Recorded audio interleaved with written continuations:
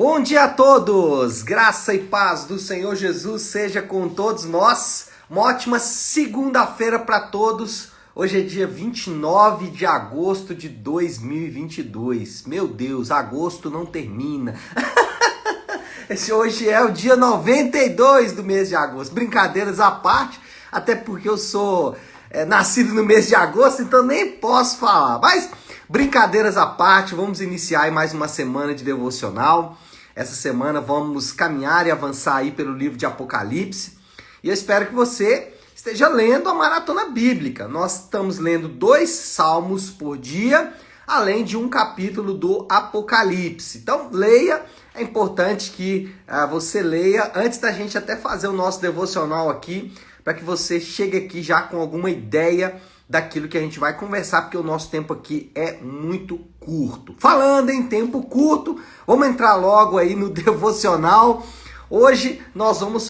Lembra que a coisa começou a se desenrolar aqui no capítulo de número 4 e no capítulo 5. Por quê? Porque João viu um livro selado com 7 selos, e quem era digno de abrir esse livro selado com 7 selos? Era o Cordeiro. E ele então começa a abrir esses selos, é o que nós vamos ver aqui no capítulo de número 6. Só que deixe-me ler aqui, eu vou ler já logo o versículo 1 e também o 17. Isso mesmo, vou ler o versículo 1 e também o 17. Diz assim o versículo 1. Observei quando o Cordeiro abriu o primeiro dos 7 selos. Então ouvi um dos seres viventes dizendo com voz de trovão, venha. Esse é o versículo 1. Agora o 17. Pois chegou o grande dia da ira deles, e quem poderá suportar? Peguei um versículo do início e do final, mas aqui é só para a gente exemplificar mesmo. O que vai acontecer agora? O Cordeiro começa então a abrir os selos. Os primeiros 4 selos são os chamados cavaleiros do Apocalipse. Cada um desses cavaleiros representa uma coisa. Então, o cavaleiro branco, por exemplo, é conquista. Nós temos o cavaleiro negro, né, o preto, que é o... Deixa eu me ver aqui, deixa eu achar. Chama-se morte. Depois tem o amarelo também. Se eu não achar todos aqui, eu vou nos que eu lembrar. Mas enfim, ele abriu ali o selo e 4 selos, cada um dos selos trazendo então um cavaleiro, cada cavaleiro representando algo. Um representa a conquista, o outro representa a guerra, o outro representa a fome e o outro representa a morte. Mas o que esses cavaleiros estão também mostrando é que o homem colhe da sua própria ganância e maldade, porque todos esses cavaleiros representam exatamente quando o homem resolve em sua ganância e em sua maldade, resolve tomar atitudes que não levam em conta as outras pessoas. O cavaleiro branco, por exemplo, que é o da conquista, essa conquista não é uma conquista boa, é a conquista que deixa para trás milhares e milhares de pessoas mortas. Por quê? Porque aquele conquistador era um ganancioso, estava preocupado às vezes com a expansão do seu próprio poder e assim por diante. Então, os 4 primeiros cavaleiros representam exatamente a maldade do homem, a ganância do homem, o orgulho do homem, e o homem vai colher exatamente de acordo com aquilo que ele mesmo planta. Ele vai semear, o que ele semeou ele vai ceifar. Certamente essa é a mensagem que esses 4 cavaleiros querem passar. E aí, os crentes, nós, os cristãos, nós somos desafiados a abandonar os deuses falsos que no final produzem apenas calamidade. Quando esses cavaleiros, eles trabalham por dinheiro, por poder, por status, por fama, tudo que nós estamos vendo, a disputa pelo poder, a disputa pelo dinheiro, a disputa pela influência, toda essa calamidade que está envolvida no mundo, os crentes são desafiados a abandonar isso. Por isso que às vezes, quando crentes são incentivados a buscar esses deuses falsos, isso representa uma afronta ao próprio Evangelho de Jesus Cristo, a própria palavra de Deus, porque na palavra de Deus nós somos desafiados a abandonar esses deuses falsos. Deuses esses que produzem morte, fome, pestilência e tudo isso que nós vamos ver nesses primeiros 4 cavaleiros do Apocalipse. A seguir, o 5º selo é aberto. E o 5º selo ele é bem interessante. O João diz que ele viu debaixo do altar as almas daqueles que foram martirizados, daqueles que foram mortos. Deixa eu achar aqui o texto, exatamente, porque vai falar algo interessante aqui. Fala assim, foram mortos, versículo 9, por causa da palavra de Deus e do testemunho que deram. Então esses que foram mortos, eles estão ali clamando por justiça. E isso é interessante porque eles não querem vingança. Eles não querem que os homens que os fizeram mal sofram mal. Não, porque aí o sentimento de vingança não tem muito a ver com o que nós somos ensinados na palavra de Deus. Porém, esses santos que foram mortos pelo testemunho e pela palavra, eles estão ali clamando por justiça. Eles estão sintonizados com a justiça de Deus. Eles estão sintonizados com o desejo de Deus de fazer justiça, com o desejo de Deus de derramar a sua justiça sobre a terra.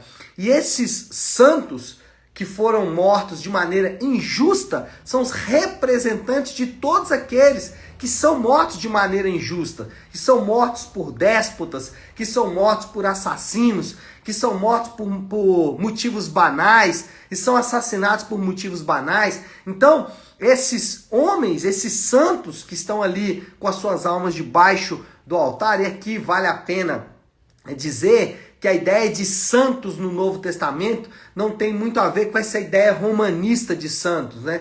No papismo, os santos são uma categoria superior de crentes, são crentes excelentes, extraordinários, e os outros são crentes comuns. Mas o Novo Testamento não ensina isso. O Novo Testamento ensina que todos os crentes estão na mesma condição diante de Deus. São homens e mulheres marcadamente pecadores e que foram pela graça de Deus santificados, foram pela graça de Deus dado para eles o poder para que eles pudessem então vencer os seus pecados, vencer as suas manias pecaminosas, os seus vícios pecaminosos. Bom, o que nós aprendemos aqui é que os homens de Deus, aqueles que são salvos pela graça, eles não podem ter o desejo de sobressair em detrimento a outras pessoas.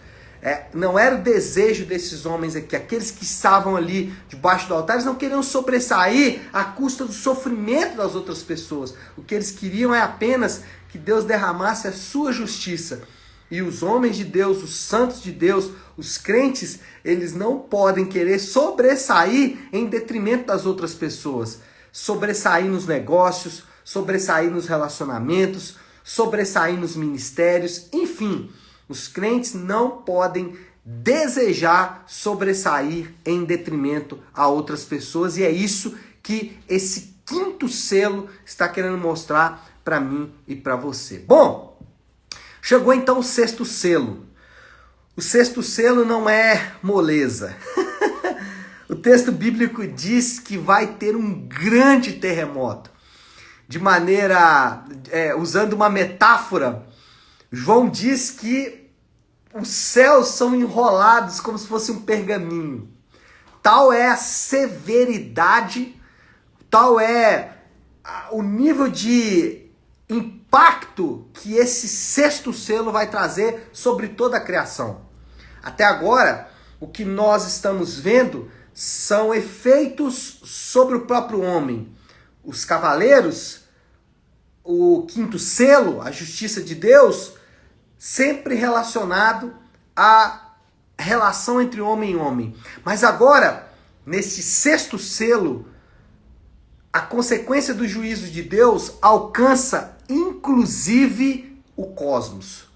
Para mostrar que não só os homens estão debaixo do juízo de Deus, mas que o cosmos também está debaixo do juízo de Deus, e ele também será impactado, mesmo que indiretamente, mesmo que ele não, de fato direto, não tenha ofendido a Deus, ainda assim ele vai sofrer as consequências, ele vai sofrer o juízo de Deus. E esse sexto selo mostra exatamente isso. Todos os habitantes da Terra e o próprio cosmos vão enfrentar o juízo de Deus. O sexto selo então é aberto. O João viu diante do trono de Deus um livro com 7 selos. Os primeiros 6 selos foram abertos.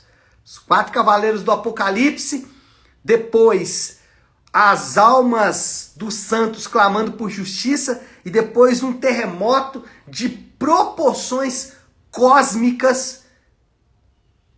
São esses primeiros 6 selos que foram abertos. Ainda não foi aberto o 7º selo e ainda não foi aberto o livro. A coisa está só no início, mas pelo início a gente vê que, de fato, o juízo de Deus virá e não há como fugir dele. E nós aprendemos também, e esse talvez é a grande moral da história, e já com isso eu vou caminhando para encerrar aí o nosso devocional de hoje. A moral da história é: os crentes são desafiados a colocar a sua confiança em Deus e em suas promessas de um mundo novo. Quem confia nesse mundo, confia no que pode ser abalado. Crentes, aqueles que creem em Deus, os que são salvos pela fé em Cristo, que se arrependem dos seus pecados, aqueles que estão unidos a Cristo pelo poder do Evangelho, aqueles que têm acesso a Deus pelo sangue do Cordeiro, esses devem sempre colocar a sua confiança em Deus, colocar a sua confiança plena naquilo que Deus fez, está e fará no final. Porque se você confiar nas coisas deste mundo, você está confiando naquilo que pode ser abalado. Pastor, dá um exemplo aí de confiar em coisas deste mundo e como confiar em Deus. Bom, confiar em coisas deste mundo é confiar, por exemplo, no dinheiro.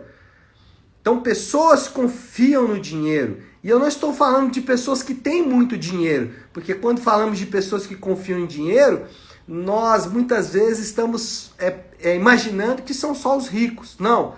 Pessoas que às vezes não têm muitos recursos, eles confiam que se um dia tiver muito dinheiro, todos os seus problemas serão resolvidos. Eles estão confiando no dinheiro.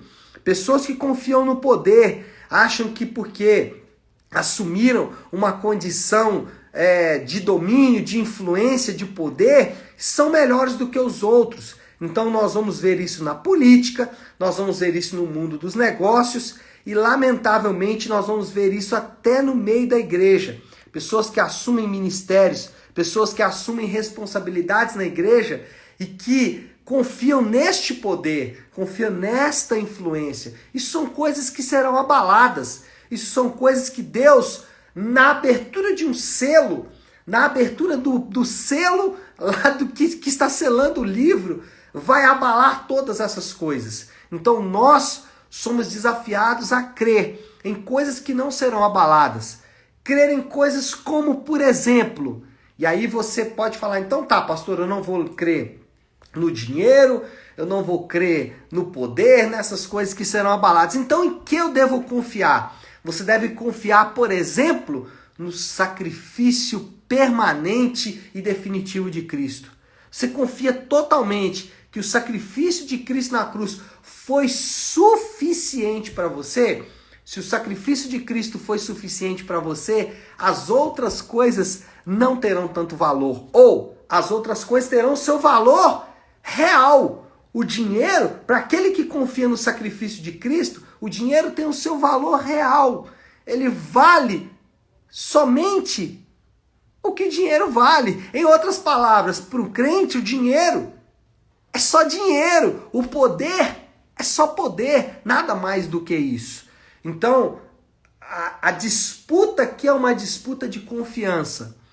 Os crentes aqui confiavam em Deus. Eles estavam ansiosos para Deus fazer justiça. Enquanto que os homens, se você ler o versículo 16, eles estavam apavorados, porque tudo aquilo que eles confiavam, eles perceberam que estavam ruindo diante dos seus próprios olhos.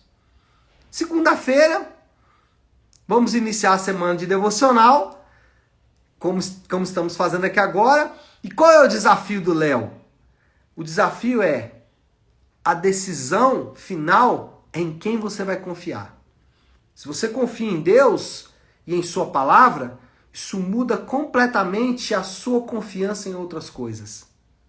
Se você crê nas outras coisas, isso fatalmente vai se manifestar na sua vida. Se você confia no dinheiro, ele vai acabar com você quando você não o tiver. Ou ele vai acabar com você quando você tiver muito.